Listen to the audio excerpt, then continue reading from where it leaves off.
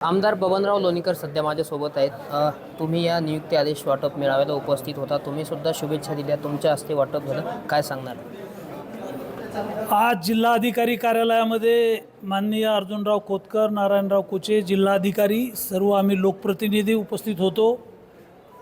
जालना जिल्ह्यातल्या 128 अनुकंपा धारकांना आज सरकारी नोकरी मिळालेली आहे. मुली आहेत, मुलं आहेत, त्यांच्या कुटुंबातले वडील वारले, त्यांचं निधन झालं किंवा मुलाचं निधन झालं, त्याच्या पत्नीला घेण्यात आलं, अशा प्रकारच्या कुटुंबातल्या कुणाचं निधन झाल्यानंतर अनुकंपा धरती होती आणि गेली 20 वर्ष, 15 वर्ष, 10 वर्ष हे मुलं आणि मुली वेटिंगवर होते.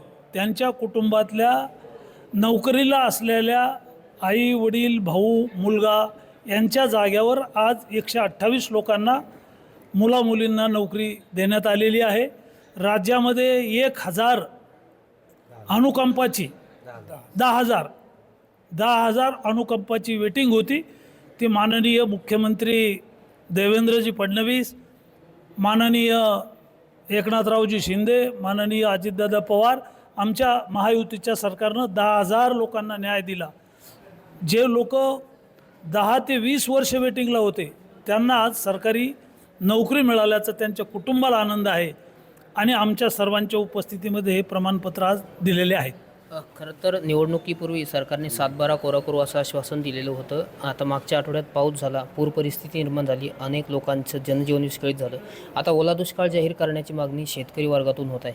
काय भूमिका आहे तुमची? अतिवृष्टीमुळे आपल्या जिल्ह्याचं मोठं नुकसान झालेलं आहे. अतिवृष्टीमध्ये आता 46 मंडळं आलेले आहेत. म्हणजे जुलै महिन्यात अतिवृष्टी झाली. जिल्ह्यातले जे मंडळं अतिवृष्टीच्या निकषात प्रस्ताव पाठवायचा होता 72 तासात,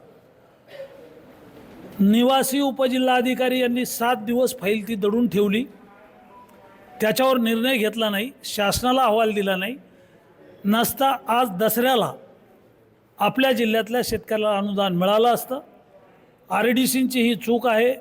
त्यांची कदाचित मानसिकता खराब असेल. अतिवृष्टीच्या अनुदानाच्या घोटाळ्यामध्ये त्यांनी काही तहसीलदारांना अभय दिला होता.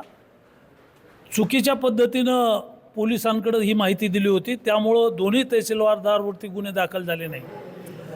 त्या टेन्शन ताणतणावात त्यांनी 7 दिवस अहवाल पाठवला नाही. त्यामुळं जिल्ह्यातल्या शेतकऱ्यांचं थोडं नुकसान झालं. दसऱ्याला पैसे मिळाले असते. मात्र माननीय मुख्यमंत्री, माननीय महसूल मंत्री यांच्याकडे ही माहिती दिल्यानंतर, तक्रार केल्यानंतर RDCला तात्काळ या पदावरून हटवलेलं आहे आणि त्यांना जालन्यालाच निवडणूक विभागामध्ये काम दिलेलं आहे. 49 पैकी 46 मंडळं आपली अतिवृष्टीत आलीत आणि सरसगट मदत द्यावी अशा प्रकारची आमची मागणी आहे. आणि खोतकर साहेब आहेत, मी आहेत, कर्जमाफीच्या संदर्भात विधानसभेत आम्ही भूमिका मांडली आणि मुख्यमंत्री महोदयांनी सुद्धा संकटाच्या काळात आता सरसगट मदत देण्याचं जाहीर केलेलं आहे. केंद्राची मदत आणि राज्याची मदत मिळणार आहे. पीक विमासुद्धा मिळणार आहे. आणि त्यामुळं दुसरा प्रश्न राहिला कर्जमाफीचा. तर मुख्यमंत्री महोदय सूचक बोललेले आहेत कर्जमाफीच्या संदर्भात. कर्ज शेतकऱ्यांचं पुन्हा एकदा 2 लाखापर्यंत माफ झालं पाहिजे अशी सभागृहात माननीय अर्जुनराव खोतकर साहेब आणि मी दोघांनी भूमिका मांडलेली आहे. बरं, येत्या 11 तारखेला ठाकरेंची सेना संभाजीनगरमध्ये शेतकऱ्यांच्या प्रश्नांवरून मोर्चा काढणार आहे. तर दुसरीकडे 28 तारखेला बच्चू कडू सुद्धा असं म्हणतायत की आम्ही नागपूरला घेरणार आहोत आणि कर्जमाफी झाल्याशिवाय माघार नाही असा एल्गार त्यांनी पुकारला. लोकशाहीमध्ये प्रत्येकाला आंदोलन करण्याचा अधिकार आहे. माननीय उद्धवजी ठाकरे मुख्यमंत्री असताना, आघाडीचं सरकार असताना मराठवाड्यामध्ये सतत महिनाभर पाऊस होता. मराठवाड्यातली पिकं पाण्यात होती, गावं पाण्यात होती. त्यावेळेला आघाडीच्या सरकारनं काहीच मदत केलेली नाही आहे. मात्र आता जे आमचं महायुतीचं सरकार आहे, 2200 कोटी रुपयाचं पॅकेज महाराष्ट्र सरकारनं जाहीर केलेलं आहे आणि सरसगट मदत द्यायची सुद्धा घोषणा केलेली आहे. त्यांना आता राजकारण करायचं आहे, मोर्चे आंदोलनं काढायची आहेत. विरोधी पक्षाचं काम आहे, त्यांनी ते करत राहावं. पुढचे 25 वर्ष आंदोलनं करावीत अशा त्यांना माझ्याकडून शुभेच्छा. बरं, उद्धव ठाकरेंनी दसरा मेळाव्यात जे भाषण केलं, शेवटचा प्रश्न तुमच्यासाठी, उद्धव ठाकरेंनी दसरा मेळाव्यात जे भाषण केलं त्यामध्ये विकासाचा मुद्दा दाखवा आणि 1000 रुपये बक्षीस मिळवा असं देवेंद्र फडणवीस यांनी म्हटलंय. देवेंद्र फडणवीस साहेबांनी सांगितलं की माझे 1000 रुपये वाचले म्हणजे ते जिंकलेले आहेत. मी सांगितलं की त्यांच्या आघाडीच्या सरकारच्या काळामध्ये, कोरोनाच्या काळामध्ये शेतकरी आहेत, 12 बलुतेदार आहेत, गावागावात लोकांचा मृत्यू होत होता. 3 लाख लोकांचा महाराष्ट्रात मृत्यू झाला. त्यावेळेला यांनी दमडीची मदत केलेली नाही आहे. त्याच्यामुळं सरकारला त्यांनी सल्ले देत राहावात, विरोधी पक्षात काम करत राहावं. पुढचे 25 वर्षे त्यांना हीच संधी प्राप्त व्हावी अशी त्यांना खूप खूप शुभेच्छा. आमदार खोतकर साहेब माझ्यासोबत आहेत. भाऊ, खरं तर संजय राऊतांनी सुद्धा एक टोला लगावला की शस्त्र म्हणून या लोकांनी, म्हणजे तुम्ही आणि तुमच्या पक्षातल्या लोकांनी अमित शहांच्या जोड्यांची पूजा केली. काय बोलतात राव, हे असं कुठं असतं का राव? मला असं वाटतं की आता तुम्ही लोकांनी खूप त्यांना डोक्यावर घेतलेले.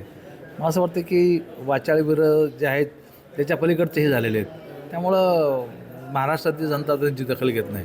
म्हणजे ते असं सुद्धा म्हणतात की काही दिवसांनी लोक तुम्हाला आणि तुमच्या पक्षातल्या लोकांना कोंडून ठेवणार आहेत. सातत्यानं ते टीका करतात. नाही, लोकशाहीमध्ये कोणून ठेवणं म्हणजे काय? लोकशाहीमध्ये तुम्ही बघितलं ना, निवडणुका झाल्यानंतर आम्ही 80 जागा लढवल्या, 60 जागा जिंकल्या. त्यांनी 100च्या पुढे जागा लढवल्या, त्यांना किती मिळाल्या? 20 मिळाल्या. लोकांनी त्यांना कोणून ठेवलं, आम्हाला कोणून ठेवलं नाही. तुमचा त्यांना काय सल्ला असेल संजय राऊतांना, एकनाथ शिंदे यांच्यावर? हे वायफळ बरोबर त्यांनी बंद करावी. सुसंस्कृत महाराष्ट्र आहे आणि सुसंस्कृत महाराष्ट्राला असं आवडत नसतं. आता नक्कीच आपण पाहतोय की वेगवेगळ्या विषयावर आमदार अर्जुन खोतकर आणि लोणीकर साहेबांनी प्रतिक्रिया दिलेली आहे. रामनाथ ढाकणे, TV9 मराठी, जालना.